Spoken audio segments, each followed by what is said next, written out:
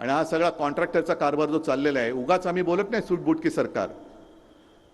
रस्त्याची कामं काढतायत, आणखीन कसली कामं काढतायत, बरं काढा तुम्ही कामं. पण आता परिस्थिती अशी निर्माण होईल की कालांतराने मुंबईमध्ये विकास कामं तर ठप्प होतील, पण मुंबईच्या सफाई मजदूरांना सुद्धा पगार द्यायला मुंबई महापालिकेकडे पैसा शिल्लक राहणार नाही. सगळ्या ह्या मिंदे आणि शहा मोदींच्या मित्र कॉन्ट्रॅक्टरनी लुटलेली मुंबई असेल, भिकेला लावून टाकलेली मुंबई असेल. म्हणजे आमचं वैभव आहे.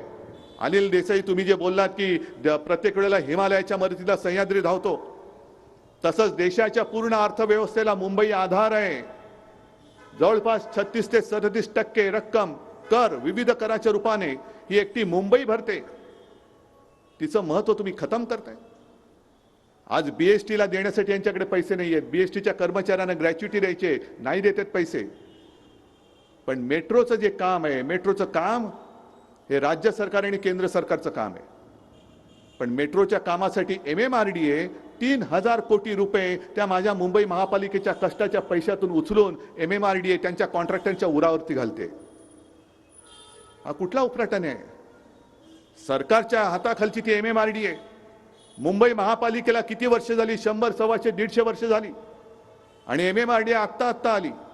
आणि आता माझं मत असं ठाम झालेलं आहे की जर हे मिंदे सरकार त्यांच्या कॉन्ट्रॅक्टर मित्रासाठी MMRDAच्या माध्यमातून मुंबई महापालिकेची तिजोरी लुटत असेल, तर आमचं उद्या जे सरकार येईल ते आल्यानंतर एक तर आम्ही MMRDAच रद्द करू किंवा MMRDAची कार्यकक्षा मुंबई महापालिकेच्या बाहेर टाकून देऊ तिला.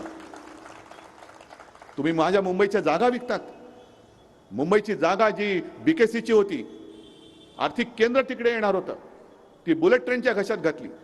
तिकडचा सगळा कारभार जो आहे तो MMRDAकडे आहे. मग तिकडे महापालिकेचं काही चालत नाही, फक्त मंजुरी द्यायची महापालिकेने, कचरा उचलायचा, शौचाचं सगळं सांडपाणी वाहून न्यायचं, सगळ्या सेवा पुरवायच्या.